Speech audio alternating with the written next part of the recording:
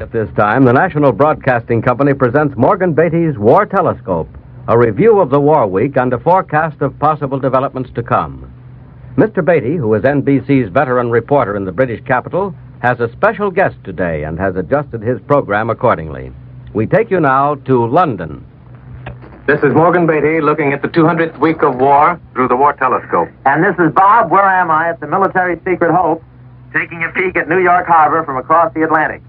Move over, Crosby, so I can see the Empire State Building and that Pepsodent sign. Wait a minute, Bob.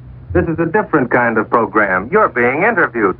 There's no audience in our bomb-proof studio here, and you promised us not only the Bob Hope everybody knows, but also the Bob Hope nobody knows. Well, don't rush me, Beatty. I just got here this week, and I've already radioed Crosby. You radioed who? Crosby, you know, that fat man that sings in my road pictures, the other traveling salesman.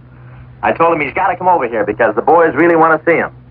Of course, I told him that the English people didn't know him very well, so I'm doing the best I can to help him professionally while I'm here. And what a signature you put on Crosby's radiogram. Shame on you. Well, I only signed it Bob Winston Hope. Why not? Churchill's using our country for his other home, isn't he? And I played plenty of good Morgenthau mash notes to let Bing know I had his interests at heart. Hey, and I understand, Bob, that Crosby won a race the other day with a horse named Don Bingo. Yeah, that just goes to show you, Morgan, how much horse meat they're eating over there now. But seriously, it is different over here, isn't it, Francis Langford? Yes, Bob, very different and exciting, too. The war is closer to you. Even these studios are ready, so deep under the ground. And the censor's over there with his hand on the button. You know, I thought censors wore horns, but he's very nice. Oh, he's just the British Will Hayes. He's all right. Oh, but this is a news studio, folks. And as nice as the censor is, and as sweet as you are, Francis, if you said a word about the weather, he'd cut you off in a flash. No back with the flash stuff here, huh? Nope. Only news and interviews, Bob. And now for that Bob Hope so few of us know, so help me. Ladies and gentlemen, as we were saying, this is the 200th week of war, the week Winston Churchill hinted the extermination of the Ruhr by air power and promised an offensive elsewhere in Europe before the leaves fall. This was the week American and Allied forces under General MacArthur launched a new offensive in the Pacific. In short, the strategy of Casablanca is on schedule. All this stuff was big news, big headlines around the world. And Uncle Sam's soldiers, the many thousands of them in Great Britain and the British Isles, marked those headlines well. They worked all the harder on runways and at their desks. They built signal towers, they ran railroad trains, along with British Tommies, and flew bombers. They had to make good on those headlines, and they were willing to work any number of hours a day to do it. But in their off hours, there was still bigger news for these boys and their officers. They heard from the USO camp shows and the Special Service section of the Army that that man was coming with Francis Langford and Tony Romano and Jack Pepper of vaudeville fame. Bob Hope was coming to entertain the soldiers between working and fighting hours. And when Bob Hope's company actually came this week, they stacked the hangars to the rafters and the pastures to the gates. They whistled and yelled and clapped their hands. As a matter of fact, the Hope Company set a record in troops entertained this week, that is, in the number of men entertained. Now, you'd think Bob and Francis would sit back between shows and feel satisfied about the way they bowled them over. But your War Telescope reporter spent a full day with them this week, during shows and between shows.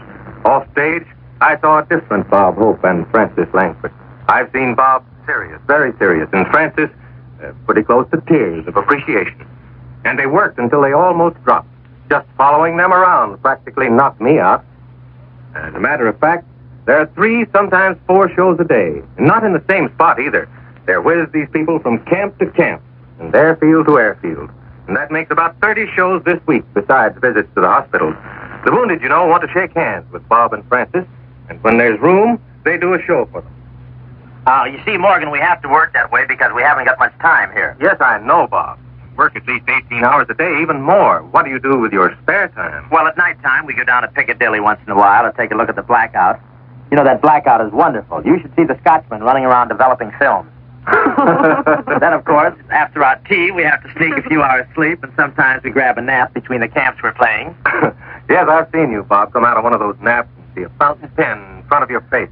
You grin and start signing autographs as if you'd been awake all the time. Oh, well, it's not much work doing these shows, really, because the audiences are so enthusiastic, so appreciative.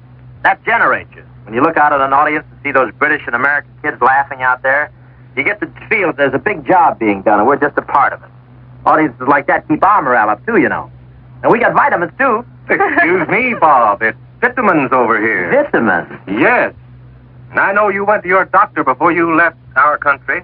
And this is no gag either, you folks back home. You went to your doctor, and he told you about a wonderful new vitamin or vitamin combination, a sort of shotgun pill that gives you everything. Yeah, and I bought a gallon bottle of those pills in New York. Took up half the space in my bag. Bought them for the whole company.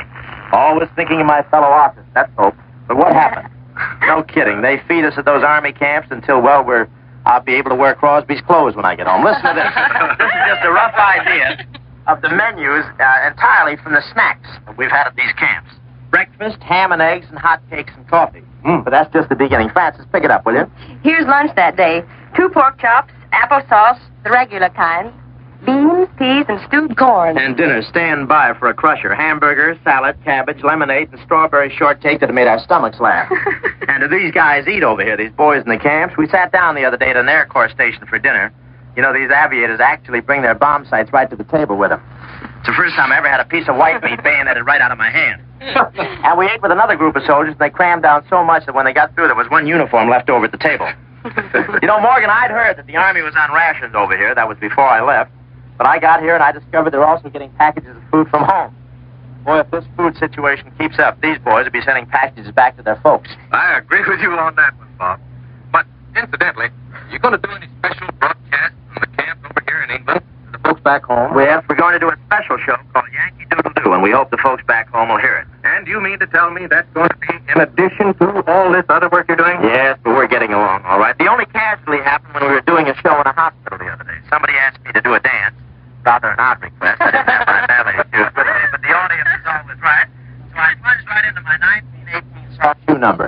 And at the finish, a Charlie horse crept up on me, and I slipped and fell and sprained my wrist right in the hospital.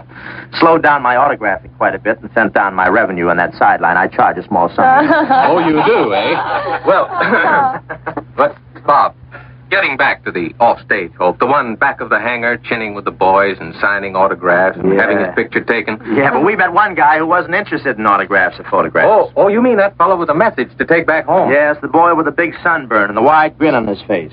He'd been reading the headlines from home, so he said to tell Congress to do something for the Army engineers in England. They're working 12 hours a day over here. Yeah, and just about that time, as I remember it, Sergeant Walter Clark Stone from Lakeland, Florida, came up to the car. Yes, I used to know him in Lakeland, my hometown. And I keep meeting people all the time from Lakeland. And we played baseball in the field with these fellas over here, just like I used to do at home. Yeah, and Langford was really knocking out those grounders. Of course, you know me, I'm an old pitcher. Yeah, I know that. Spitball pitcher. In fact, I still drool a little, Morgan. You know that. For Sacramento, eh? But, Bob, how do you folks keep going? Really and truly now, night and day, show after show. You'll be at this for weeks here in England. Then you're going, well, somewhere else. How do you stand up under all this fun, as you put it? Well, Morgan, remember those headlines you were talking about? Churchill and the Navy and the Pacific and all this war strategy stuff? Well, I've been learning things in these camps at home, up in Alaska, and now in England. I've been meeting the thousands upon thousands of men who make those headlines, who make them come true. They're the men, well, I've seen them, General Lee's engineers here in England, stripped to the waist, laying the sewer pipes that drain the airfields, pouring the concrete that makes the giant runways, the fortresses, running right, sweating over hotels, cooking meals for the men who go out in those bombers and make headlines over that Ruhr Valley. And they'll exterminate it just like Churchill hinted they would. I've gone to the briefing room at the bomber stations, and I've seen the combat movies. The tracer bullets pouring through the air and the German fighters going down in flames. It shows how they make good in this business of war. And they are making good for you folks back home. We're just a couple of weeks out of Hollywood, and I already share some of their feelings. I've already got the itch to take out my kids' photographs, and I've got them with me to take them out. Oh, have you? I have them right here. And show them to somebody, anybody. But these men keep going week after week, month after month, with an ache in their heart for home. That ache's there, too, even among those who don't write back as often as they should. But, Francis, you tell them. About these men never say much about home. When you go into a mess hall and you see a great big map of the United States on the wall, and they ask you to autograph it and write down your hometown in the right place, then you understand. We're just a part of home to these men. Actually, they're too nice to it. They stamp and whistle and yell for your gags, Bob, and my songs. Yes, but they're really whistling and yelling for the touch of home. And we're that touch of home in the moments they're not out there building war. That's it, Francis. Building war. Steel, concrete, radio tubes, sewer pipes, engines, bulldozers, all these things, as well as planes and guns, make modern war. And each man on the job spends a lot of time, whether he's a mess sergeant or a general, being a cog in a headline, if you'll forgive my metaphor. And it's not easy for anybody to be just a cog a long way from home. And the thing that really gets you is the way they call you by your first name. You know, back in the States on the radio, we went into people's homes once a week. And I guess they got to know us like somebody in the family. No, it's not Hope or Langford these boys whistle and yell for. We're not kidding ourselves about that. It's a touch of home. Yes, sir, and it's a way that's that same way, Morgan, with scores of performers doing the same thing with the USO all over the world.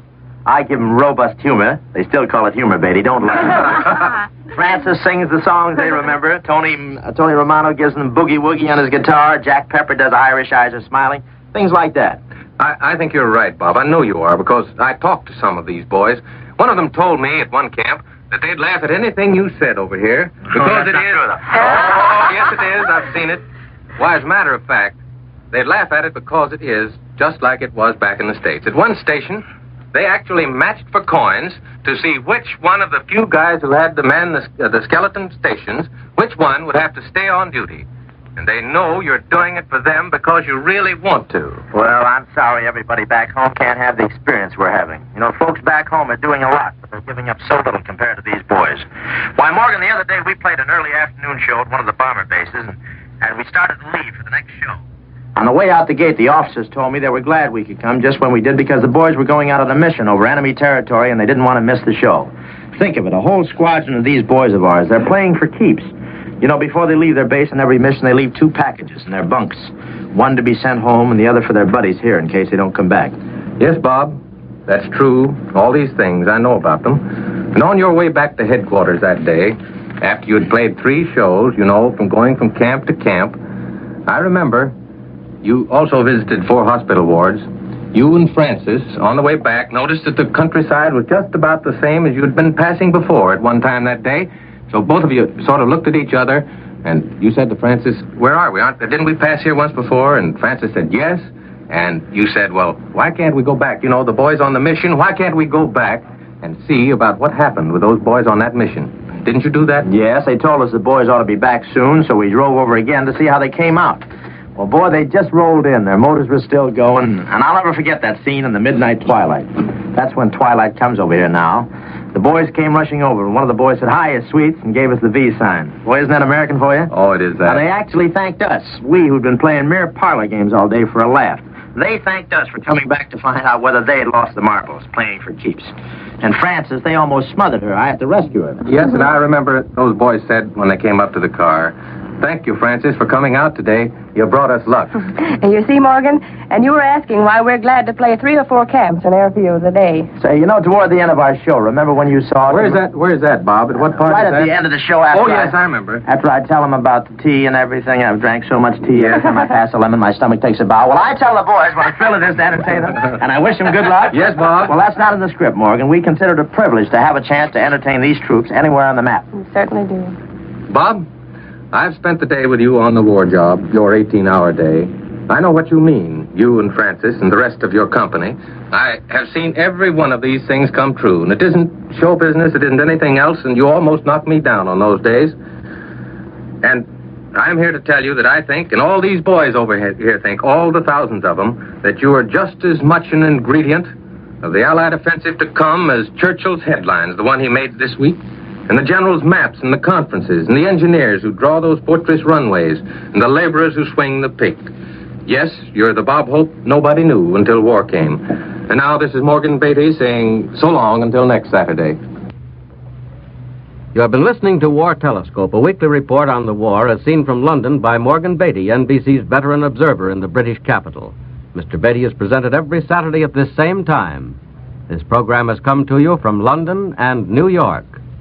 This is the National Broadcasting Company.